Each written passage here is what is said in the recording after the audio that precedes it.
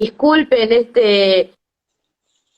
esta tardanza, esta demora para iniciar el vivo, pero bueno, cuando se va modificando el formato, uno también tiene que ir adaptándose y aprendiendo.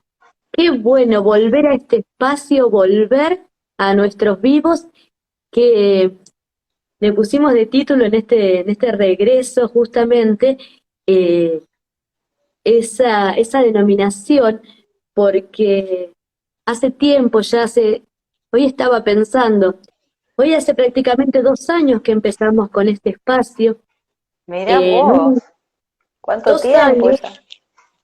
y, y 2 años que Isabel y Cecilia nos miran, que Sí, siempre hola nos Isabel, hola escuchan, Cecilia, ¿cómo andan? eh, y cuando pensaba, ¿no?, que ya habían pasado 2 años que habíamos iniciado, dije, ¿qué 2 años particulares? ¿Con cuántos cambios? Y también esto del regreso, de regresar en un momento distinto a aquel de hace 2 años, cuando empezamos los vivos con un objetivo, ¿no? El objetivo era a ver de qué manera, desde nuestro lugar, acompañar a todos aquellos a todos aquellos que estábamos atravesando un distanciamiento social obligatorio, que estábamos en nuestras casas, cómo gestionar las emociones que iban emergiendo en esa situación tan particular, en el cual no era una cuestión de tiempo, sino que cuando empezamos nuestros primeros vivos ya había pasado casi 2 meses, casi 60 días eh, que estábamos revinculados de una manera distinta, que nos comunicábamos de una manera distinta.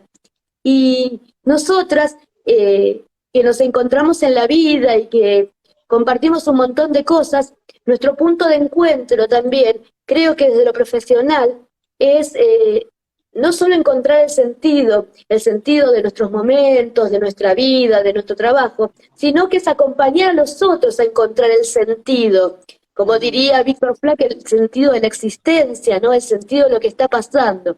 Y creo que fuimos construyendo bienestar emocional, fuimos dando herramientas, gestionando herramientas, mostrando estrategias para poder ir resolviendo situaciones emocionales que nos van atravesando, tanto en momentos de pandemia como pasábamos en ese momento, como en la vida cotidiana, que también nos cuesta atravesar cuestiones que a veces no sabemos cómo manejarlas. Ujú.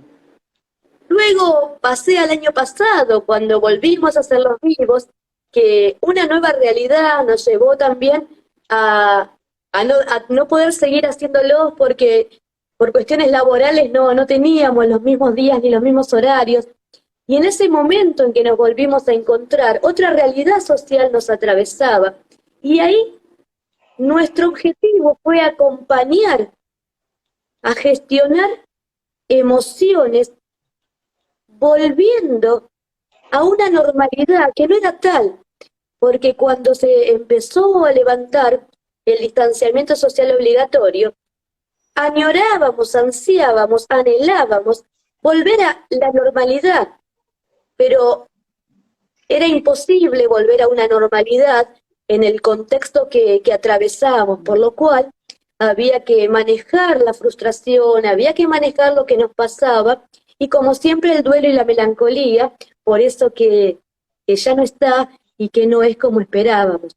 A todo esto debemos agregarle que durante estos 2 años se atravesaron duelos muy importantes de una manera distinta, se gestionaron emociones de una manera distinta, porque Mm. creo que esos sentimientos, esas sensaciones, esas emociones, que a veces las podemos manejar en el contexto que estábamos atravesando, se hacía diferente. Y a todos, algunos con más herramientas o con menos, nos costó cuestionar y acomodarnos a esa realidad que estábamos transitando, adaptarnos a esa realidad.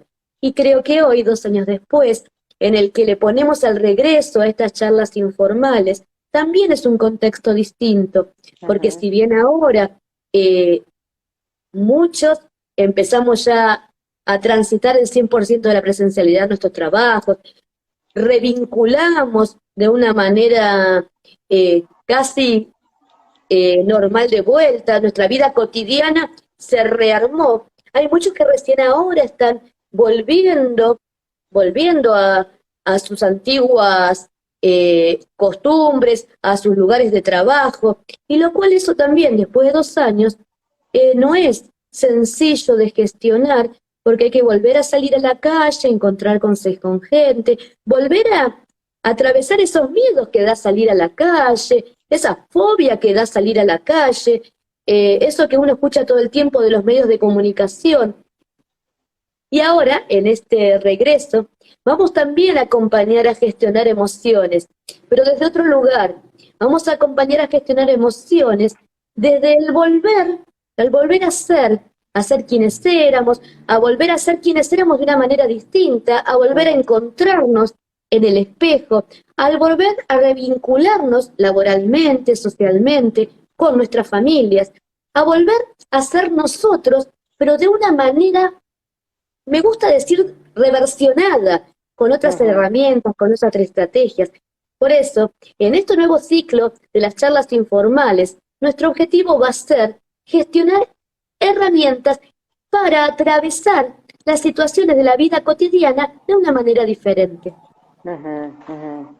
Sí, y también esto de, bueno, que muchas hemos quedado como en la versión anterior de la realidad y ahora con esta nueva realidad, porque se mantiene mucha cosa virtual y mucha cosa presencial también, entonces también es como conjugar, hacer un mix entre esa realidad de 2 años que estuvimos atravesando, más ahora una nueva, entonces también, ¿no? Se genera un estrés distinto, ¿no? Sostener por un lado, a veces, ¿no? La virtualidad desde nuestros trabajos y también el mix con la presencialidad.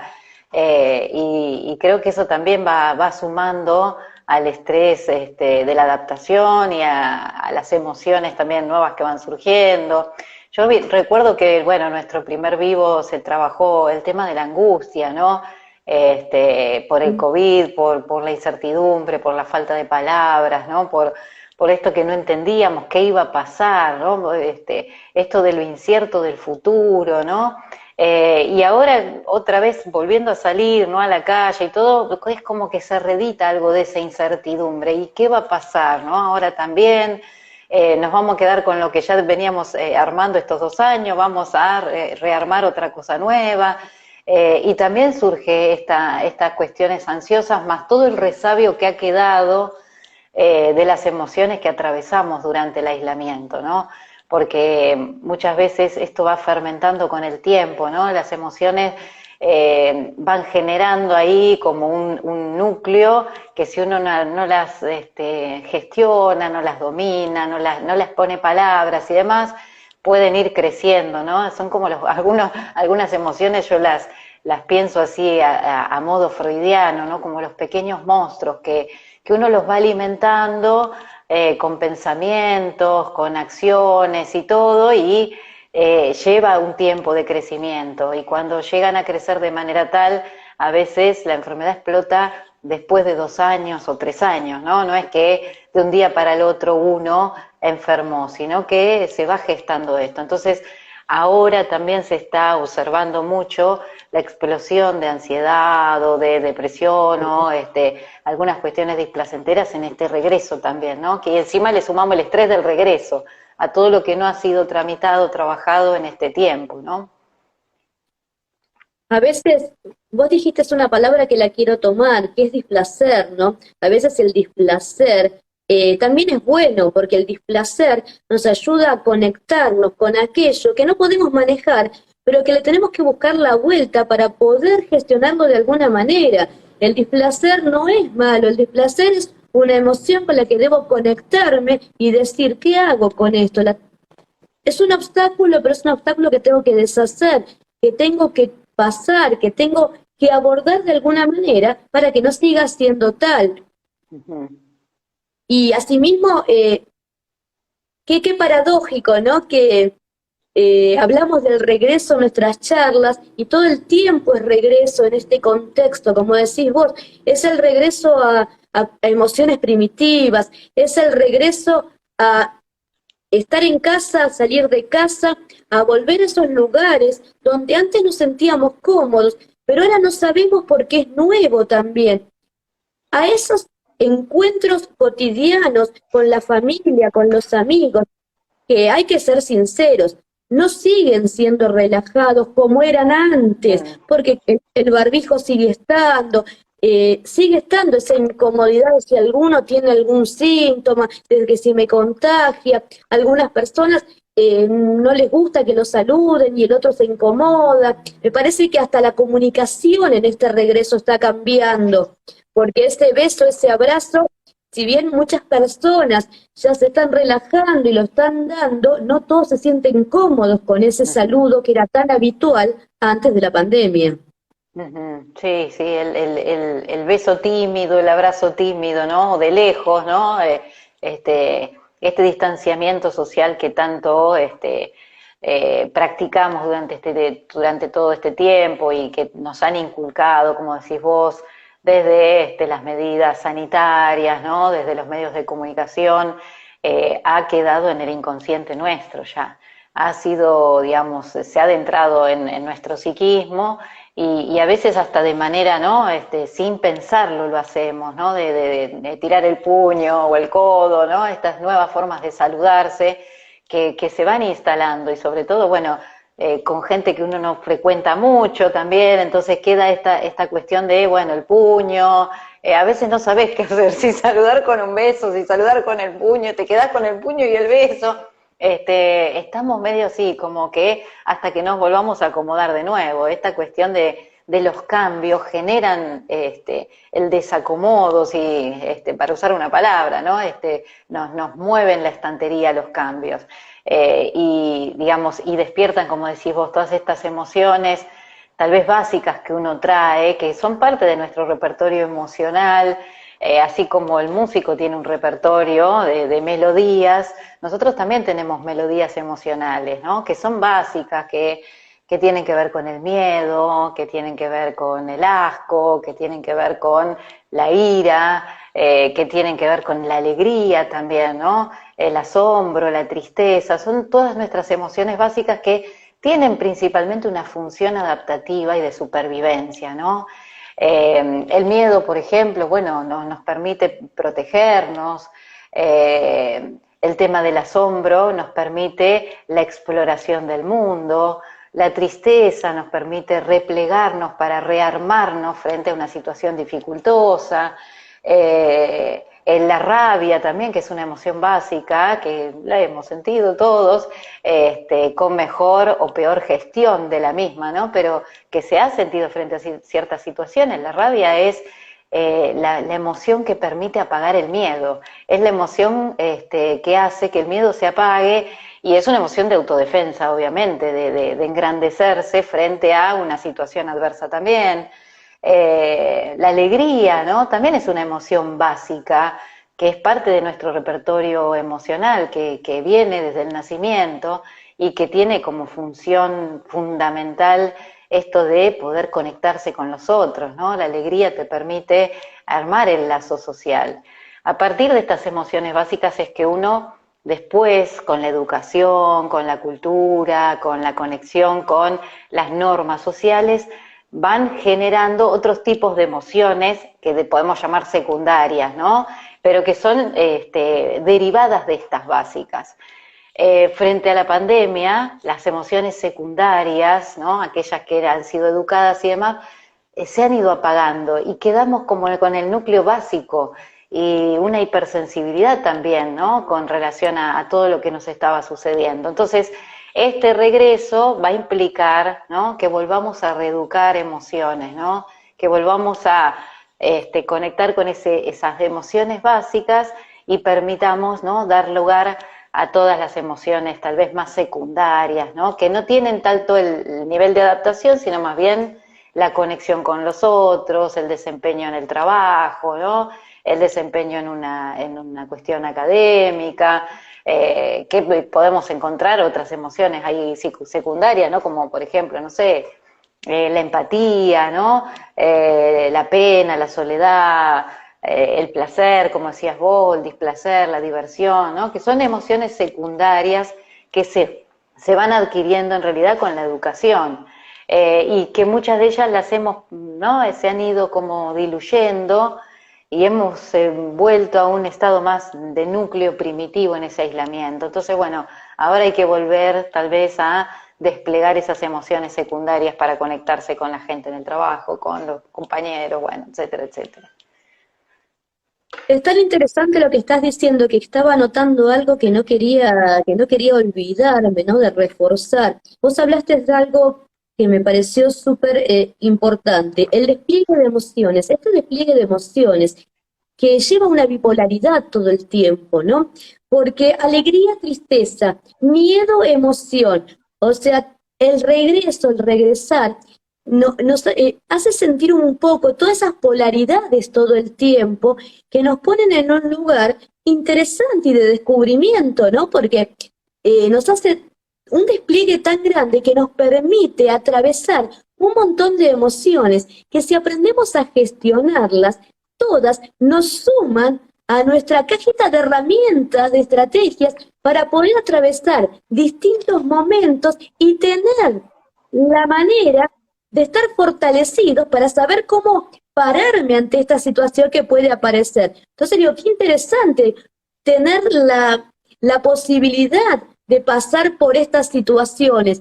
A veces hay que mirar eso. Yo muchas veces, y no me canso de repetir, del obstáculo, de deshacer el obstáculo, de eso que está ahí adelante nuestro. ¿Qué hacemos con eso? ¿Cómo lo deshacemos? ¿Cómo lo saltamos? Y de esta manera, esos obstáculos que nosotros mismos nos creamos, porque aunque parezca que no, aunque a veces parezca que es, son causas externas, que son situaciones ajenas, somos nosotros los que sentimos esas emociones, los que decimos, ay no, me da pánico viajar en subte.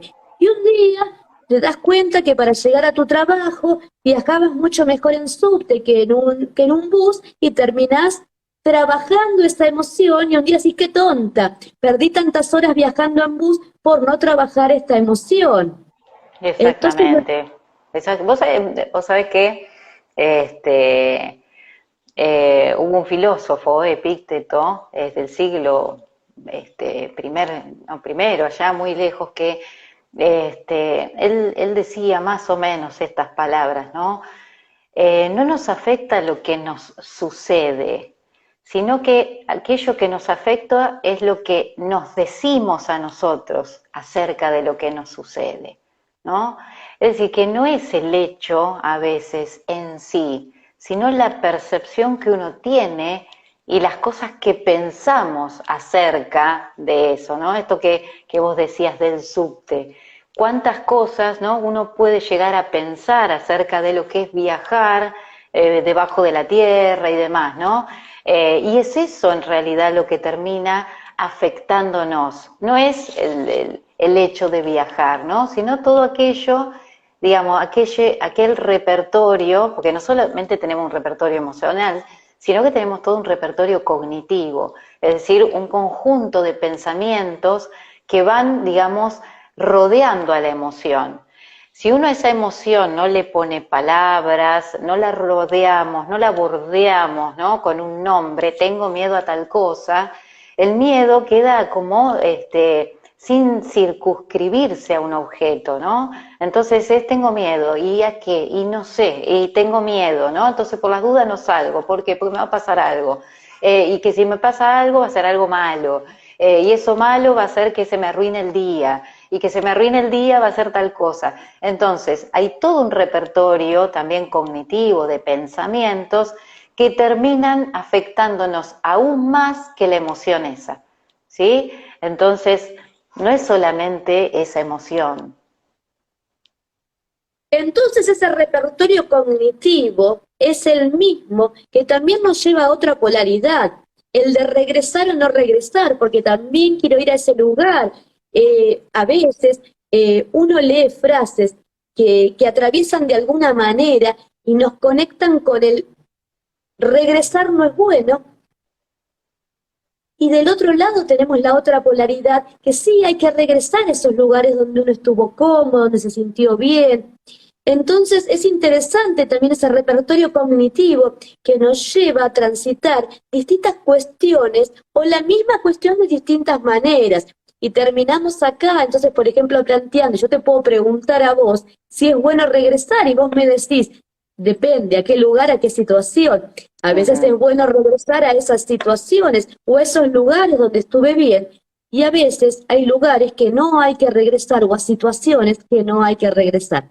Por ejemplo, nosotras elegimos regresar a este espacio porque nos hizo bien, porque ese punto de encuentro del cual yo hablaba al inicio nos sirvió y nos dimos cuenta que le damos un sentido no solo a nuestro hacer, a nuestra profesión, a nuestro estar, sino que acompañamos a otros a descubrir el sentido de su existencia, el sentido de los momentos que estaba atravesando, hasta el sentido del dolor.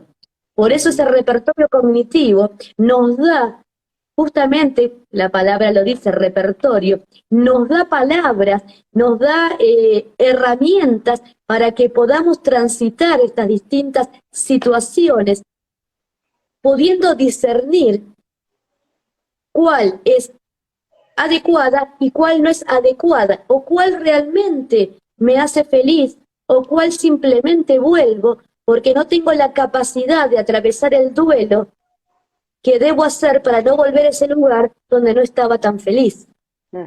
Totalmente, totalmente. Bueno, yo creo que también, a ver, hay como cada palabra, cada acción, porque no solamente tenemos un repertorio emocional y un repertorio cognitivo, sino que también tenemos todo un repertorio conductual. Es decir, nosotros por lo general frecuentamos determinadas conductas. Es raro que yo presente otra conducta distinta a lo que tiene mi repertorio. Pero el cambio, ¿sí? Los cambios o los regresos, porque el regreso en realidad es un cambio también.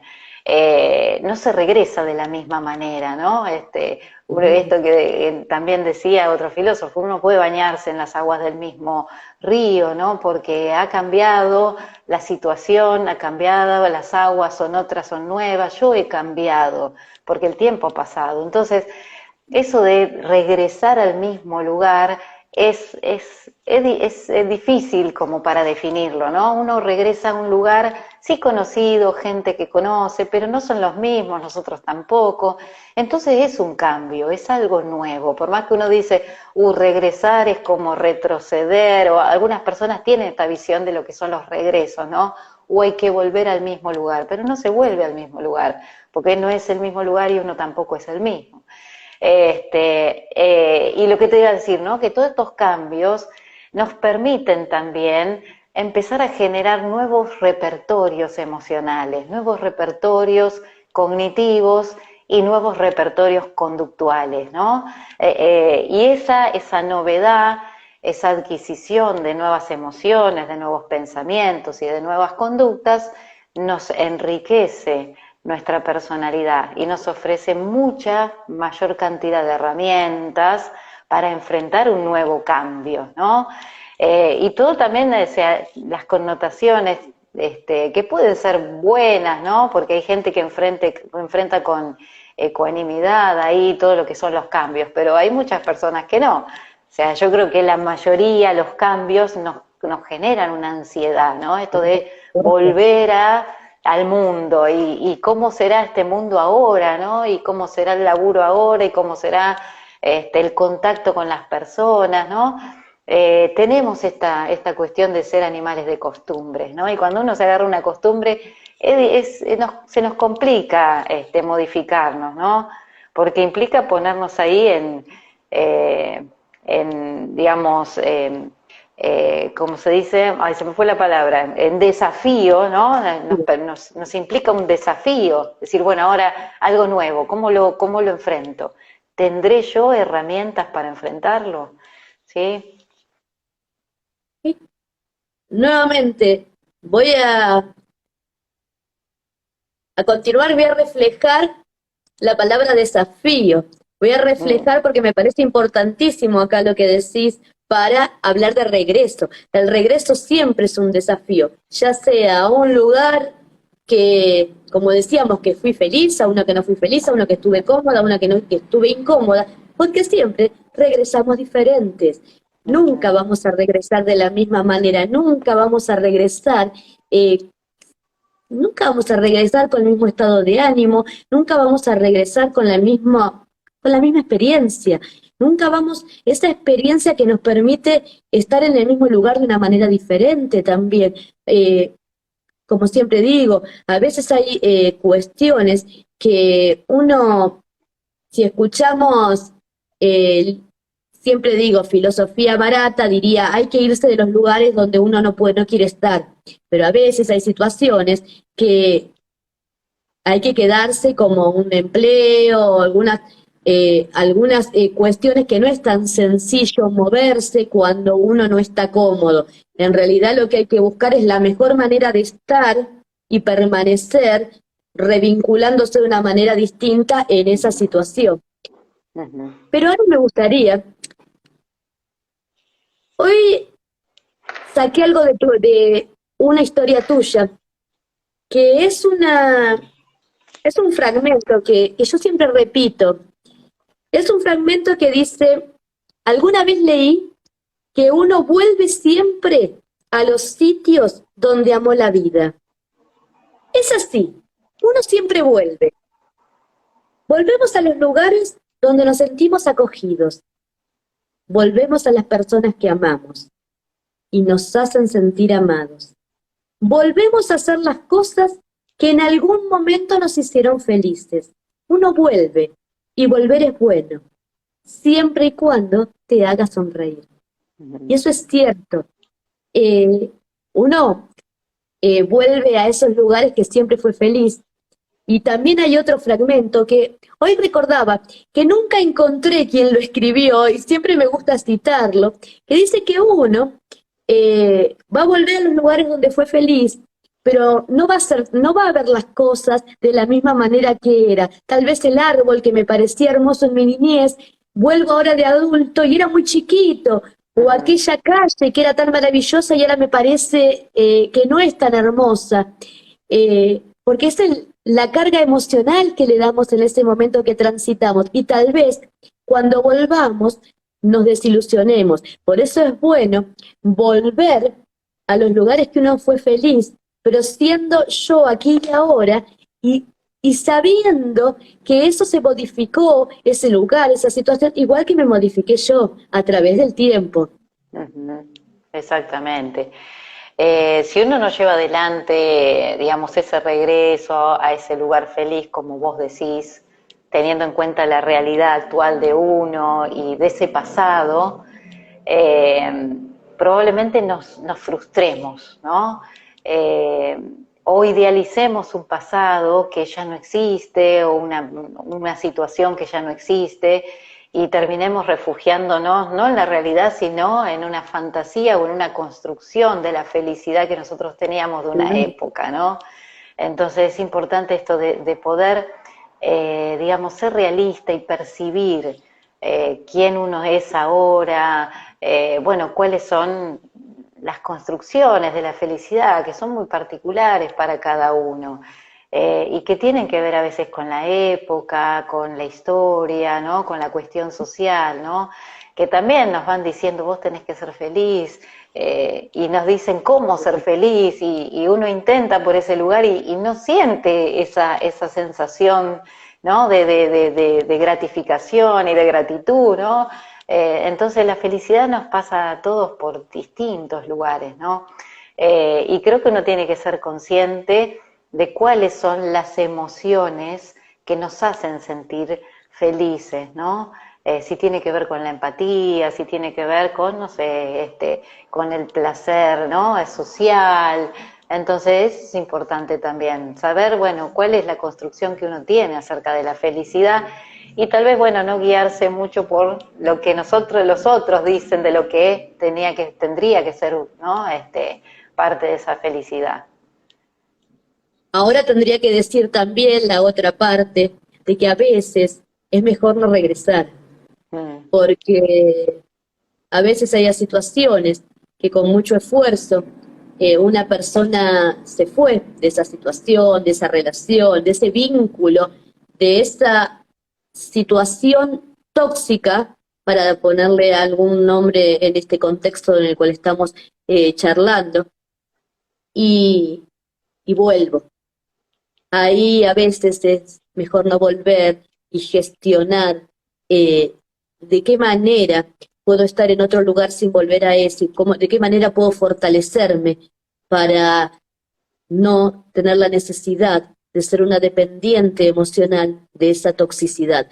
La toxicidad también acá cabe aclarar que no es solamente con una persona, a veces tenemos trabajos tóxicos, a veces tenemos relaciones tóxicas con lugares, a veces tenemos relaciones tóxicas con ambientes.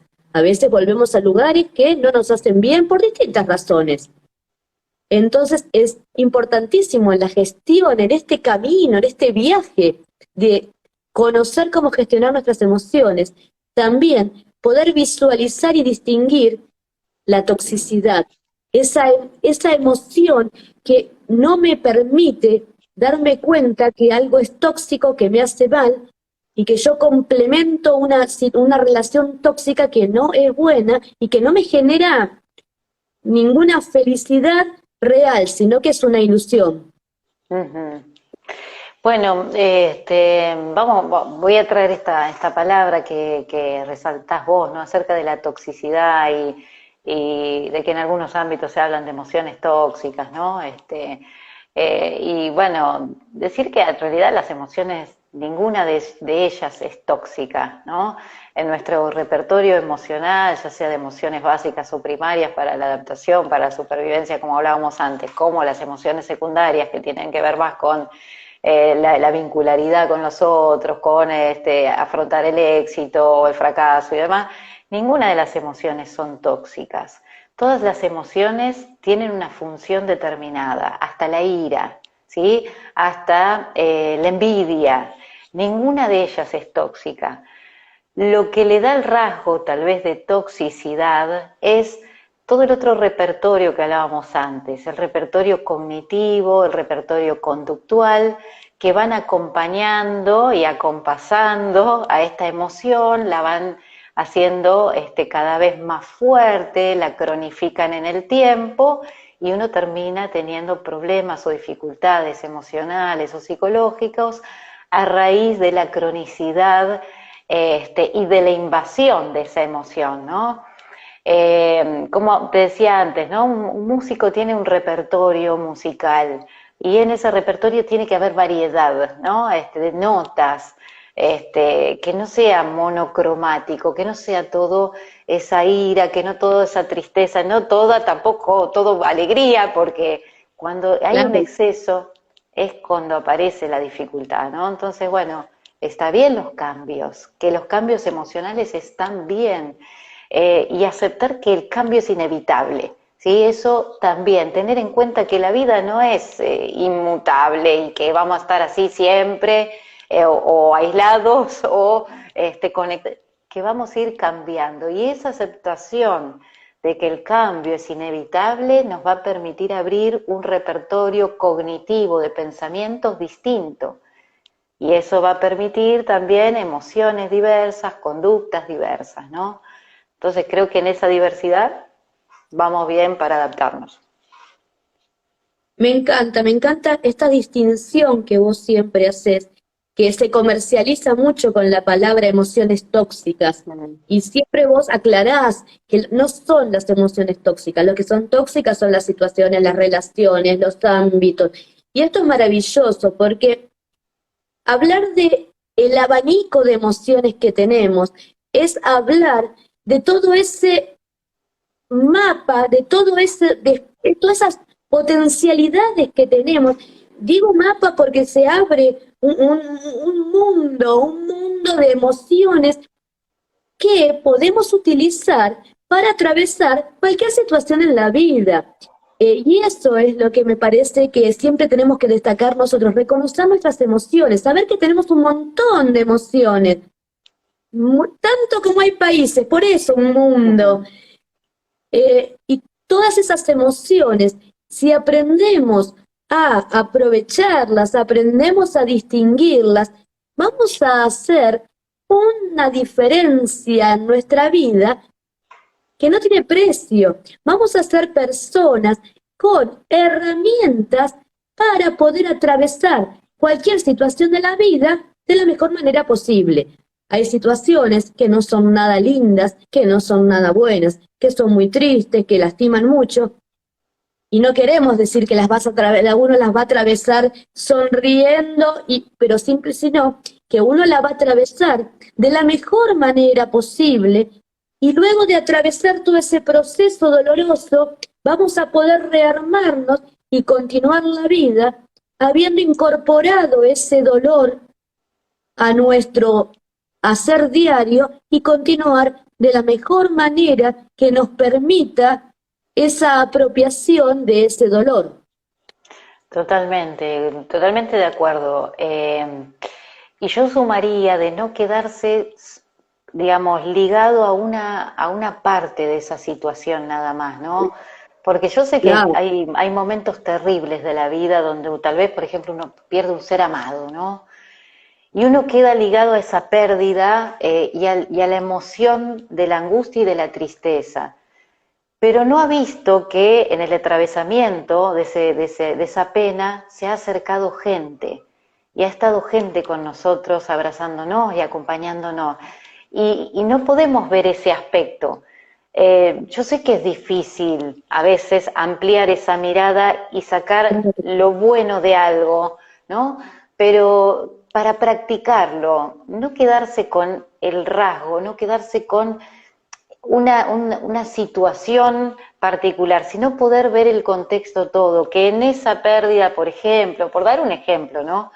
Se han acercado amigos, se han acercado familiares, me han acompañado, hice nuevas vinculaciones, me afilié a un grupo de personas que han atravesado la misma situación. Esto de poder ampliar un poco más la mirada de la situación dolorosa, ¿no? Para poder ver también esas nuevas herramientas que me dio la situación, ¿sí? Que me dio el atravesamiento de ese hecho y poder enfrentar probablemente otra situación dolorosa más fortalecido, ¿no? Sabiendo que existen otros aspectos más. Yo sé que es muy complicado y difícil lo que estoy diciendo, ¿no?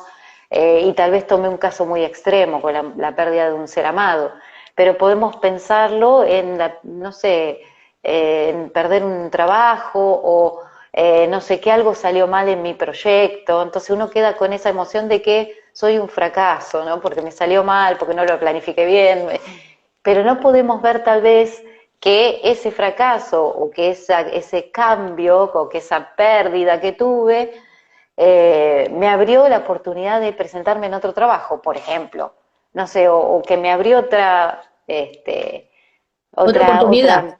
claro, exactamente, exactamente. Sí, una vez Acá se queda tendríamos que, ligado a esa emoción. perdón, acá creo que entonces podríamos ponerle palabra a lo que estás diciendo y hablar de aprendizaje. Exactamente. Hablamos de aprendizaje, de lo que me sucedió, por qué me sucedió, y de eso en realidad va también relacionado con los obstáculos que van apareciendo, ¿no? Con esos obstáculos que creamos, que nos aparecen, y bueno, ¿qué aprendo de eso? ¿Qué aprendo de esa pérdida? ¿Qué aprendo de algo que no salió como yo esperaba? Cuando uno tiene la capacidad de aprender, también, de la misma manera que hace un ratito decía, que cuando uno aprende a resolver esos obstáculos, a atravesarlos, gestiona su vida de manera distinta, sucede lo mismo cuando uno aprende a aprender. Aprender a aprender significa, bueno, por algo fue, así que me está diciendo esto que pasa. Entendemos que, por ejemplo, en el caso de una pérdida de un ser amado, es un proceso mucho más largo. También hay un aprendizaje, pero que hay que tener paciencia para poder atravesar ese dolor y reconvertir ese dolor, sí, con la ausencia. Y eso no tiene la misma connotación emocional que la pérdida de un trabajo. Pero en realidad el punto de encuentro de todas estas situaciones es aprender a ver de qué manera, qué me está diciendo esto que pasó, qué puedo hacer con esto que pasó, porque otra en realidad no nos va a quedar. Vamos a tener que seguir, vamos a tener que seguir viviendo, seguir estando, porque como bien dijiste recién, no somos los mismos, vamos teniendo otras experiencias, otras situaciones.